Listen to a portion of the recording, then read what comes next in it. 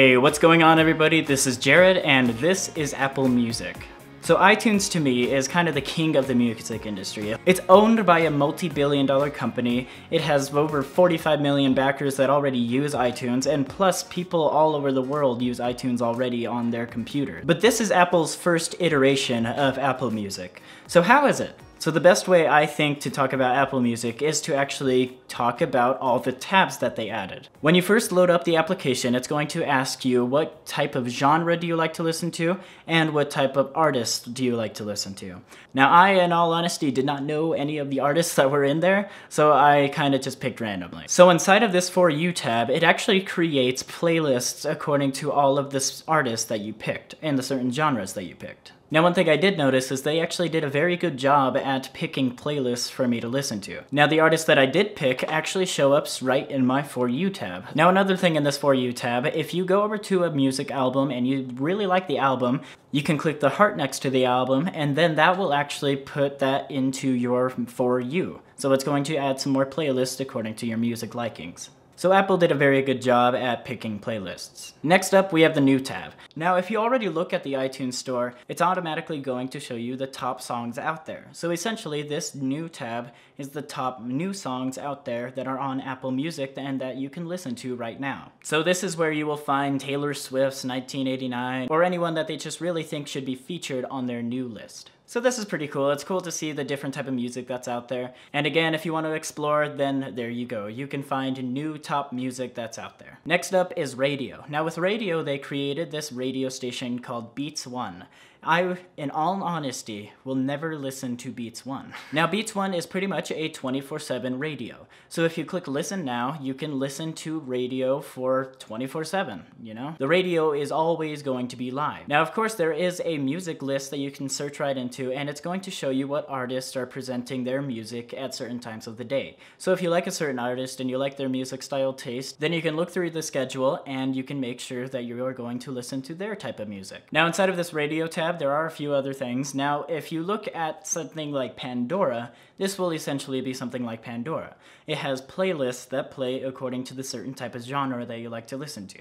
So if I say I want to listen to Disney music, it's going to pick Disney music inside of a radio station and basically pick random music that plays as a playlist. Beats One is specifically special as it is going to be a 24/7 radio and they're basically trying to put back the people feel back into the music that people listen to. I myself will probably never listen to Beats One because I just don't like the certain type of music that they play on there. Now of course if you like their type of music then hey, it's for you. Now next up we have Connect. Basically Connect is again a social sharing aspect for artists. So if I were to put this in plain words, it would be kind of like a Facebook page that you follow for artists that is specifically designed for Apple Music. So this is exclusive to Apple Music users. Now will I use this? Maybe. I like following the Piano Guys, Peter Hollins, and a couple of other artists, and if I want to see what's in their daily lives, sure. But again, that's why I follow people on Twitter and Facebook and other things. So this is just yet another social network, and to be honest, there are way too many social networks out there. But hey, this is another exclusive thing that comes along with Apple Music.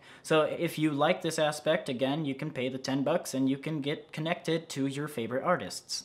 And lastly, we have My Music. Now, My Music is essentially what we had before. It's just displaying your music, and you can pick albums, you can pick playlists. It's basically just your typical music layout. This is going to be the music that says, hey, I like this music, so I'm going to add this to My Music. And then this is displayed inside of this tab, My Music. So if I am listening to Taylor Swift's new song and I say, hey, I really like this album, so I'm going to click the heart next to the top of it, and that's going to save that inside of My Music, inside of an album. Now again, you can also click the three dots that are on there and you can say add to My Music, make available offline, show in the iTunes store so you can actually purchase it and have it forever instead of having to deal with Apple Music every month. And lastly, you can share. You can share this song or the album with other people. Now My Music is probably what I'm going to be using all the time. It's going to be where I store the Apple Music I like, and it's going to be my most used tab. Now they have made a few changes in the My Music section. So if you actually click on the part where it says albums or artists, it's going to also give you the choice to do songs, genres, composers, compilations. This is where you will see all of your songs. So if you only want to see the albums, you just select albums, and that's essentially what's going to be shown inside of your My Music. Now in My Music, if you just swipe over to the right, you will see Playlist. Now Playlist is essentially what playlists are, and they're just a series of songs that you would like to listen to. So if I search a playlist or I create a playlist myself, that's where they're going to be held, inside of the My Music tab. Now that is Apple Music. So if you look at Apple Music, what are the differences between Spotify, Pandora, Tidal, and pretty much everything else? Now Apple Music in and of itself actually streams only at 256 kilobits per second.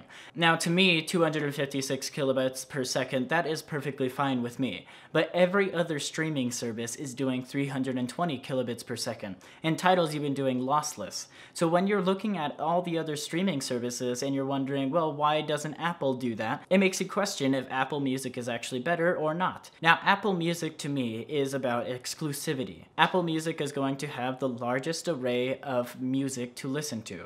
It's going to have Connect, so people that want the exclusive look into other artists' lives, they can pay that $10 a month. So essentially it is up to you. Do you want the exclusive rights? Do you want the recommendations? Do you want Beats One? Beats One and the whole radio section will be available to everyone regardless if you're paying the $10 a month. So that is Apple Music in a nutshell. If you want the exclusivity that comes along with it, pay that $10 a month and you'll be happy with it. I mean, it's really just a great streaming service. It costs the same as any other streaming service. Spotify in itself offers a free streaming service itself. So if you don't care about listening to ads, then you can just listen to Spotify for free. So when you're looking into Apple Music, just really think about what is it worth? Is it worth the Connect? Is it worth if you want that kind of stuff, then you pay that $10 a month. If you don't care about that stuff, you can try Spotify and have it for free, listen to ads. You can do Pandora and listen to ads. You can try all these other different services. And that is why it's kind of hard for people to switch over to Apple Music. But Apple Music was very smart in giving people first 3 months free, because that's going to make them kind of addicted to it. And then in a sense, they just won a bunch of customers over. But let me know your thoughts of Apple Music. I personally will probably stop using it after the 3 months. I don't care about the exclusivity, and I don't care about ads either, so I'm going to be listening to Spotify for free on my computer. But again, let me know what you think in the comment section down below, and I will see you in the next one.